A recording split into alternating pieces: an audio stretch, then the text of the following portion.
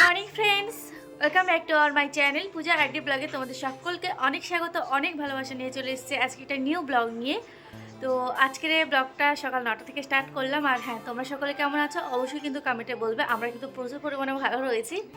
তো উঠেছি একটু আগে, আজকে অনেক লেটেই উঠেছি। তো উঠেই ঝটপট করে সব কাজ গুছিয়ে রান্নাটা চাপিয়ে দিয়েছি। আর এইদিকে আমাদের পূজা রানী এক্ষুনি উঠে বিছনাটা তুলছে। তো তুলছে কম, সিরিয়ালটা দেখছে বেশি। চলো তোমাদেরকে দেখাই। এইদিকে কিন্তু আমাদের পূজারিনী অনেকটাই মগ্ন সিরিয়াল দেখতে। তো বিছনাটা তুলছে কম, সিরিয়ালটা বেশি দেখছে। যাই হোক, ওর যখন সিরিয়ালটা শেষ হবে তখনই বিছনাটা তুলবে। যাই হোক, আমি আবারও চলে এসেছি আমার রান্নার কাজে। আমি কিন্তু ভাতটা অলরেডি আগে থেকে চাপিয়েছিলাম, ভাতটা আমার কিন্তু ফুটছে। এখানে কড়াইটাই চাপিয়েছি, কিন্তু এখনও কোনো সবজি চাপাইনি। আর আমার মতো এখানে একটু অল্প একটুখানি বেগুন কেটে নিয়েছি, এটা আমি ভাজা খাবো। আর বাদবাকিগুলো এই যে পালং শাক, শীতকালে যেটা ফেমাস পালং শাক, ফুলকপি ওলকপি, তো সেগুলো করছি না, করছি আজকে পালং শাক। তো দেখো এখানে আমি পালং শাকের সবজি করছি। আর পালং শাকে বেগুন না দিলে না আমার একদমই ভালোই লাগে না। পালং শাকে একটু বেগুন দিয়েছি, বেগুন দিয়ে পালং শাকটা করছি। আর গাইস, তোমরা আমার পাপানটাকে দেখো, প্রচুর পরিমাণে দুষ্টুমি করছে। প্রাইভেট থেকে এসে খাইয়ে দিয়েছি, স্কুলে যাবে, বাট এখন স্কুলের সময় হয়নি, খেলতে বলেছিলাম। তো বড় মাকে খুবই বিরক্তি করছে, বড় মা একটু বকেছে। তো দেখো আমার ঝোঁক দুটো ছেলে কেমন করে ঝগড়া করছে আর বড় মার সঙ্গে। ও তো এই ধুলো বালি ঘাটার অবস্থাত। যাই হোক, ওখান থেকে টেনে টুনে তুলে দিয়ে ওকে স্কুলে পাঠিয়ে দিচ্ছি। ও মায়ের সঙ্গে আজকে কিন্তু স্কুলে যাচ্ছে।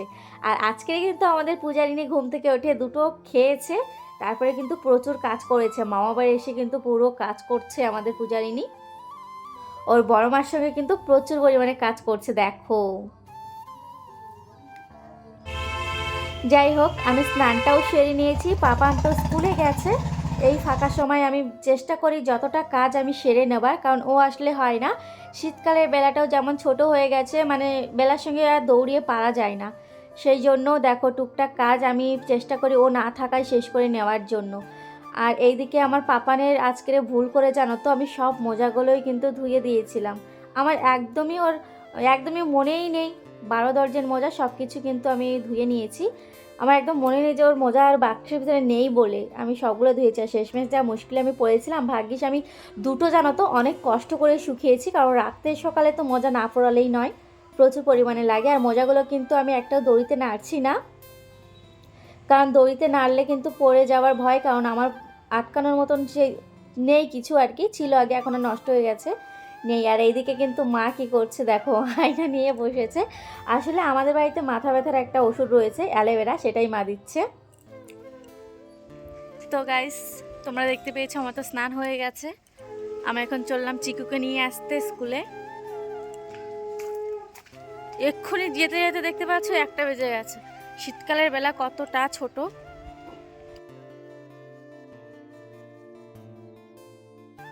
আমি পুরো 15 মিনিট লেট হয়ে গেছি। আমার গুছগাছ করে যেতে যেতে কিন্তু 15 মিনিট লেট করে ফেলেছি পাপানের স্কুলে যাওয়ার জন্য, খিচুড়ি স্কুলে।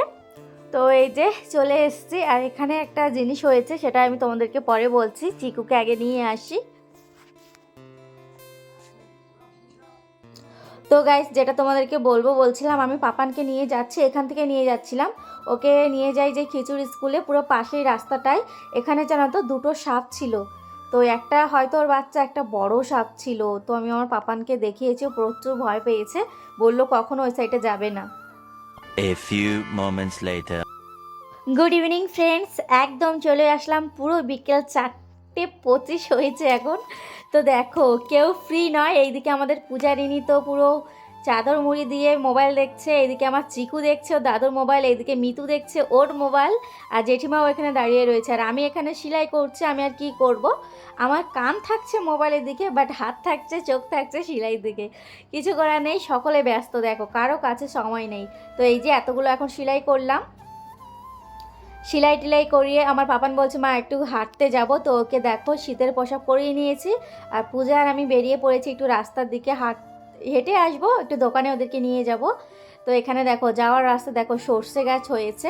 সামনের বছর তোমাদেরকে প্রচুর সর্ষে গাছ দেখিয়েছিলাম, আমাদের রাস্তা চারি সাইড দিয়ে ছিল, 4 রাস্তার মোড়ের দিকে। তো এখন ওইদিকে এখন কোনো সর্ষে গাছ নেই। তো এইখানটায় দেখলাম, তো তোমাদেরকে দেখিয়ে দিলাম কেমন সর্ষে ফুল হয়েছে দেখো। আর এইদিকে এরা দুই ভাই বোন খাবার কিনছে। আমার ডাল ভাজাটা নাও না, টাকা না। দিদি একটা ডাল ভাজা নাও। এইগুলো ছেলে মানুষরা খায়। তা মেয়ে মানুষটা কি খায়? ভাত।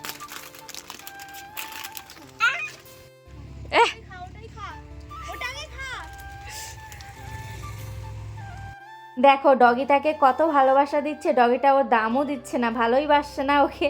ও বিস্কুট দিচ্ছে তবু ওর বিস্কুটটাও খাচ্ছে না।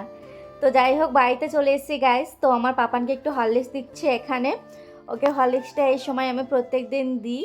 তো কখনো কখনো হয়তো শেয়ার করি, কখনো শেয়ার করি না। শেয়ার করতে আমার একদম ভালোই লাগে না, কি বলবো। 2000 years later. Good morning friends, এটা হলো তার পরের দিনের ব্লগ। ভিডিও ক্লিপগুলো তোমরা দেখবে এখন, কারণ কালকের ব্লগটা কিন্তু আমি একদমই শেষ করতে পারিনি। তো তারপরের দিনের সকালের এটা। তো দেখো আমার পাপানকে উঠিয়ে নিয়েছি, ওকে ব্রাশ করিয়ে নিয়েছি, সমস্ত কাজ করে নিয়েছি। ওকে এখন আমি প্রাইভেটে পাঠাবো। আর এখানে আমি অলরেডি ভাতটাও চাপিয়ে দিয়েছি। আর আজকের কিন্তু আমি ডাল করব।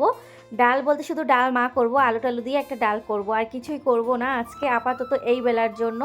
দুপুরবেলা হয়তো অন্য কিছু হবে। তো এখানে আমি জলটা ফুটিয়ে নিয়েছি আগে। আর মুসুরির ডাল না ফুটানো জলে দিলে খুবই ভালো হয়। তো এখানে একটু লবণ হলুদ দিয়ে দিয়েছি ডালটা দিয়ে। এটা আমি এখন ঢেকে রাখবো। ঢেকে রেখে চলে আসলাম ঘরে। ঘরে এসে দেখি আমাদের পূজারিনী কিন্তু এখনও ঘুম থেকে ওঠেনি। ওকে অনেকবার করে ডাকলাম বাট উঠছে না। তো যাই হোক চলো আমি এখন পাপানকে একটু দিয়ে আসি ওর প্রাইভেটে। আমি বেরিয়ে পড়েছি আমার পাপানকে প্রাইভেটে দিয়ে আসার জন্য। ওইদিকে কিন্তু আমার রান্নাটা চলছে, চাপিয়ে এসেছি। আর মা বাড়িতে নেই, ঠাম্মি রয়েছে, ঠাম্মি এখনও ঘুম থেকে ওঠেনি। আর আমাদের পূজাও কিন্তু এখনও ঘুম থেকে ওঠেনি। ওকে দিয়ে যখন বাড়িতে চলে এসেছি ও তাও উঠছে না। তো এইভাবে তো ফেলে রাখা যায় না। তো সাইড দিয়ে যে জিনিসপত্রগুলো থাকে আর কি সেগুলো আমি এখন ভাঁজ করে নিচ্ছি। কয়েকটা বিছানা চাদর ছিল, এগুলো কিন্তু আমি সাইডে দিই। আমি বাচ্চা নিয়ে যেহেতু ঘুমাই, সাইডে না দিলে আমার ভয় পাই, সেই জন্য সব কিছু মশারিটা চেপে চেপে ঘুমোতে হয় আমার। অনেকে দেখেছি কিছুই দেয় না চারি সাইডে, কিন্তু আমি দিই, যেহেতু আমি বাচ্চা নিয়ে শুই আমার প্রচুর ভয়। তো এগুলো আমি এখন ভাঁজ করে নিয়েছি। পূজা ঘুমোচ্ছে, ঘুমোক, ও যখন উঠবে এগুলো তুলে নেব। তো চলো দেখি রান্নাটা কত দূর হলো। তো গাইস এসে কিন্তু আমি ফোড়নটা দিয়ে নিয়েছি। তো দেখো আজকে কিন্তু আপাতত সকালের খাবার আমাদের এই যে ডাল মা করেছি। আর জানো তো খুবই সুন্দর হয়েছিল, আলু টালু দিয়ে একটু পেঁয়াজ দিয়ে একটু আদা কুড়ি দিয়ে খুবই সুন্দর হয়েছিল। তো এদিকে রান্নাটা তো হয়ে গেছে, পূজা উঠে গেছে। আর এখানে বাগবাতি বিছনাগুলো তুলে ফেললাম। আর ওর পাশেই বসে আমি একটু সেলাই করছিলাম, কোনো কাজ ছিল না, রান্না হয়ে গেছিলো আর ও উঠছিল না। তো কি করব, তাই এখানে সেলাইও টুকটাক করে ফেললাম। কিছুটা সেলাই করেছি, দেখো কিছুটা বলতে কিন্তু অনেকটাই সেলাই করে ফেলেছি। সবগুলোই প্রায় সেলাই হয়ে গেছে, বাকি থাকলো শুধু হুক লাগানো। আর হয়তো দুটো মোটে রয়েছে, ওগুলোও সেলাই করে ফেলবো।